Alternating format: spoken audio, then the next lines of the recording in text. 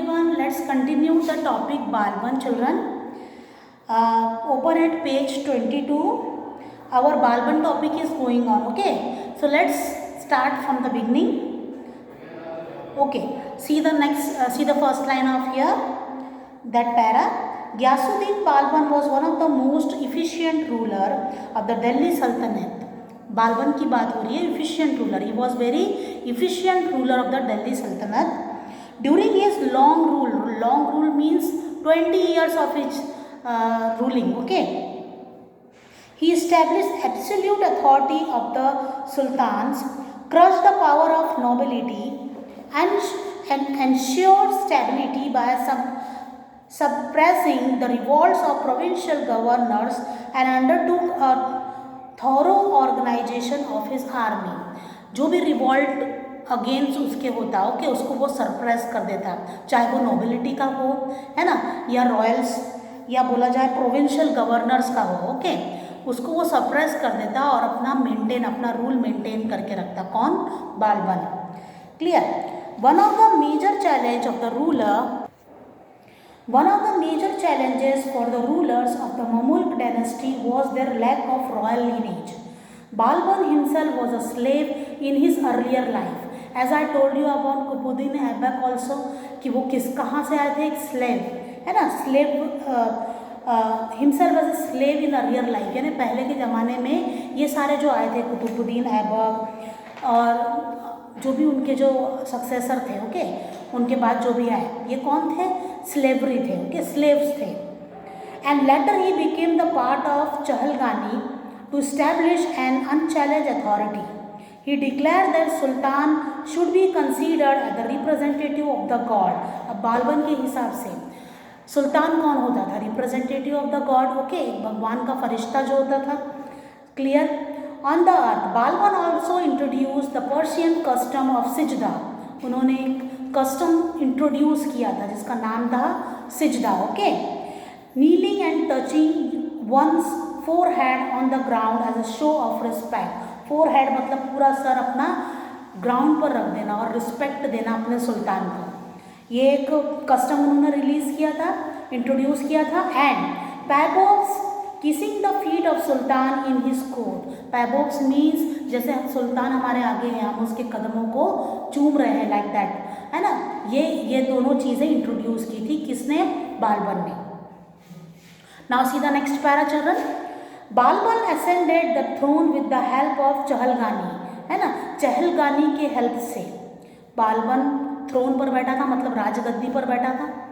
Yes but he was aware that they might become a potential threat to his authority. उसको लग रहा था, किनको? बालबन को लग रहा था कि ये जो चहलगानी का ग्रुप है ये मुझ पर हावी हो सकता है, मुझ पर पावरफुल हो सकता है.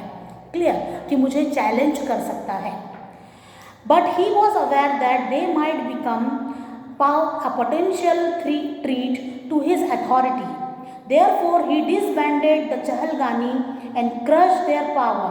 The nobility did not have much say in the affair of the state during his reign. Okay? तो उन्होंने चहलगानी के जो पावर्स था जो भी उनके खिलाफ जो हो सकता था उसको क्रश कर दिया है ना, उसको अपने रास्ते से हटा दिया, अपना रास्ता क्लियर कर दिया ताकि वो मुझे चैलेंज ना कर सके है ना. और उनके रीन में मतलब बालबन के रीन में कोई भी इन अफेयर्स में कोई भी नोबिलिटी कुछ ज़्यादा कह नहीं सकता था है ना, कि आप ऐसा क्यों कर रहे हैं, क्या कर रहे हैं, ऐसा क्यों कर रहे हैं, आपको ऐसा करना चाहिए है ना. कोई भी नोबिलिटी, कोई भी नोबल पर्सन, कोई भी जो अथॉरिटी मेंटेन करता है या कोई पोजीशन मेंटेन करता है वो बालबन के पीरियड में कुछ भी बोल नहीं सकता था, उसको अथॉरिटी नहीं थी. क्लियर, ज़्यादा अथॉरिटी नहीं थी. See the last para children. The revolt of provincial ruler had always been a treat to the Sultan of Mamluk dynasty. Therefore, whoever revolted during the rule of Balban was immediately suppressed. जो भी sir उठाता उसके खिलाफ है ना, जो भी उसको धमकी देता वो उसको क्रैश कर देता, मतलब अपने रास्ते से हटा देता. कौन? Balban. An efficient espionage system was developed by Balban to keep a check on all the developments of his sultanate. Espionage system मतलब नज़र रखना, जैसे जासूसों को नहीं क्या अलग अलग जगह पर भेजा जाता है, ताकि कोई अगर उसके खिलाफ रिवोल्ट करने के चक्कर में हो, कॉन्फ्लिक्ट यानी वॉर करने के चक्कर में हो, तो उसको पहले ही बालबन को खबर पड़ जाती थी और उसकी वो पावर को क्रश कर देता था, पहले ही उसका काम खत्म कर देता था, like that. See the next, decline of the slave dynasty. और next topic is decline of the slave dynasty.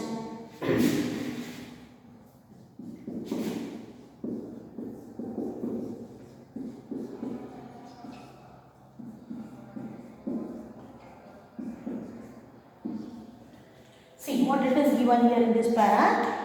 Sultan's reign was a period of stability that ensured economic prosperity of the Sultanate. Many historians considered Balban was the greatest ruler of the slave dynasty. कई जो historians आए थे या जिन्होंने history के बारे में लिखा है ना, बालबन को एक ग्रेट रूलर स्लेव डायनेस्टी का कहा है, ठीक है. However, after Balban's death to 1286 CE, the nobles regained power and became king makers. Okay. अब बालबन की डेथ के बाद, बालबन की डेथ कब हुई थी, please underline it children. After Balban death in 1286 CE, the nobles regained power and became king makers. Nobles power में आ गए, बालबन की डेथ के बाद नोबल्स पावरफुल हो गए और वे वहाँ के किंग मेकर बन गए. Balban has nominated his eldest son Kai Khusrau as his successor. Balban ने अपने सक्सेसर को अपने राजगद्दी पे बिठाया. वो कौन थे, उसके एल्डेस्ट सन थे काई Khusrau. As his successor nominated, उसके यानी राजगद्दी के हकदार कौन थे, उनके eldest son, his successor, but the nobles favored Kaikubad, who was the son of independent ruler in Bengal. अब कायकुबाद जो थे रूलर है ना, वो एक इंडिपेंडेंट रूलर थे, son of the independent ruler, जो बंगाल के इंडिपेंडेंट रूलर थे उनके सन थे. Clear. कायकुबाद ascended the throne of Delhi, उनको दिल्ली के थ्रोन पर बिठा दिया गया. With the support of noble, noble ने सपोर्ट किया तो ये बन गए राजा, ठीक है. And he was control by the nobles to a great extent. और पूरा कंट्रोल कायकुबाद पर किसका था, नोबल्स का था. मैंने आपको बताया आफ्टर बालबन डेथ, ओके, उन्होंने नॉमिनेटेड अपने एल्डेस्ट सन को किया था, लेकिन नोबल्स पावर में हो गए थे तो वहाँ के किंग मेकर बन गए थे, मतलब उनका जो चाहे वो किसी को भी किंग बना सकते थे. तो उन्होंने बंगाल के सन कायकुबाद को थ्रोन पर, दिल्ली के थ्रोन पर बिठा दिया. और पूरा कंट्रोल किसके हाथों में था चिल्ड्रन, यस, पूरा कंट्रोल नोबल के हाथों में था. क्यों, क्योंकि नोबल्स ने ही तो उनको कायकुबाद को थ्रोन पर बिठाया था. ओके.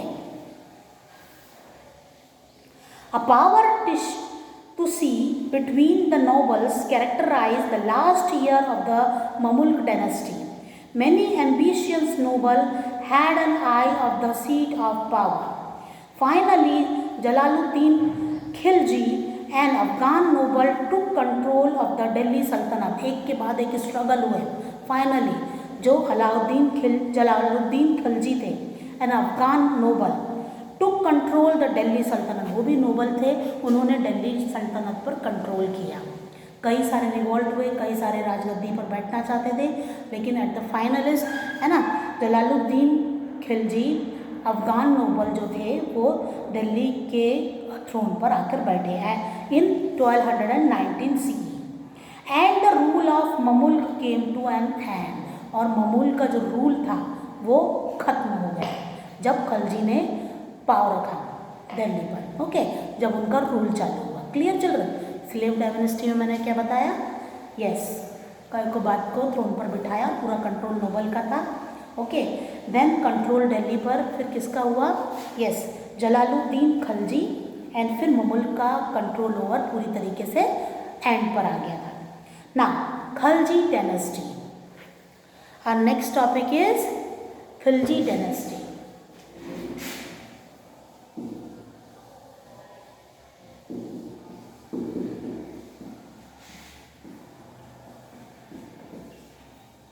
Now, see here,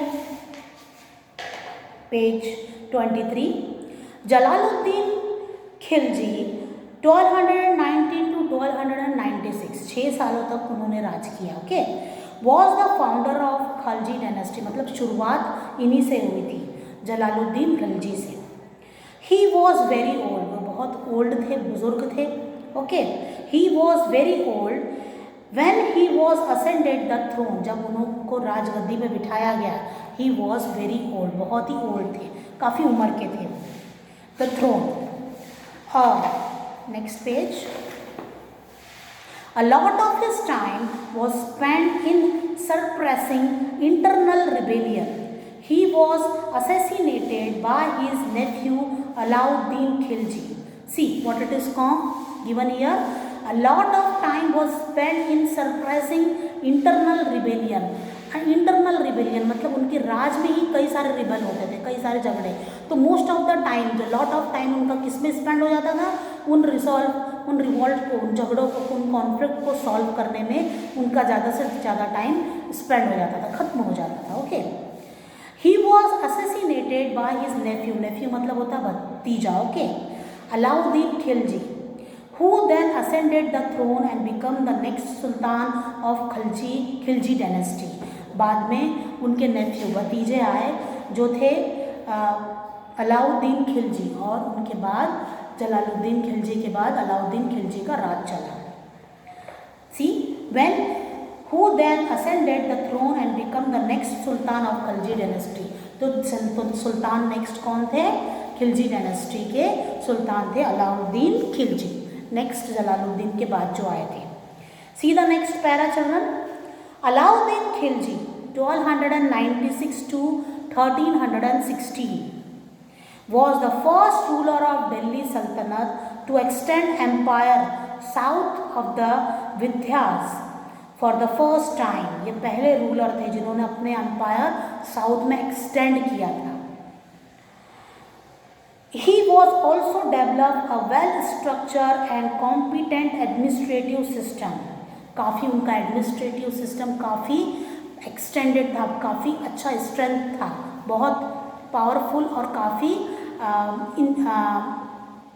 बोला जाए एक्टिव था उनका administrative power. See, he was also developed a well-structured and competent administrative system. Some of his measures not only lasted throughout the span of Delhi Sultanate, but influenced later rulers like Sher Shah Suri and Akbar. So here what it is given children, काफ़ी अच्छा administrative system था, but some of his measures not only lasted throughout the span of Delhi Sultanate. Delhi सल्तनत पर बैठ जाने थे, कई सारी चीज़ें सॉल्व नहीं होती, कई सारी चीज़ों को प्रॉब्लम फेस करना पड़ता है। जैसे यहाँ पर अलाउद्दीन खिलजी ने किसका इन्फ्लुएंस फेस किया? शेर शाह सूरी और अकबर का इन्फ्लुएंस। ओके, काफ़ी उनके बीच में यानी एक पावरफुल रूलर्स को एक पावर्स के साथ लड़ना पड़ रहा था, मतलब सामना करना पड़ा था। और वे दो पावर्स कौन थे चिल्ड्रन? वे दो पावर्स थे शेर शाह सूरी और Akbar. Clear? C the next para children. Soon after ascending the throne, जैसे वे राजगद्दी पर बैठे Alauddin Khilji conquered Gujarat in 1299 CE। अब गुजरात पर उन्होंने कॉन्कर्ड कर लिया, मतलब कब्जा कर लिया। Okay, by 1305 CE he had annexed the territories of Ranthambore and Mewar and captured the important city of Chittor, Ujjain, Chanderi and Mandwa. After the conquest of Malwa, Khilji has control over the North India. See, so many places he conquered. So here it is given children, Ranthambore, Malwa and important cities of Chittor, Ujjain, Chanderi and Mandwa. Okay, so entirely at last we conclude that after the conquest of after the conquest of Malwa के साथ conquest लड़ाई होने के बाद Khilji has control over the entire north India, पूरे north India में खलजी का control start हो गया। ओके, कंट्रोल हो गया मीन्स खलजी का। See here next para, we will continue in the next period children. 3 paras are left, so we will continue this topic Khilji dynasty in the next period. तब तक के लिए good day, bye bye, take care everyone. Please go through this paras children, please take reading. Okay, then we will end this period. Bye bye.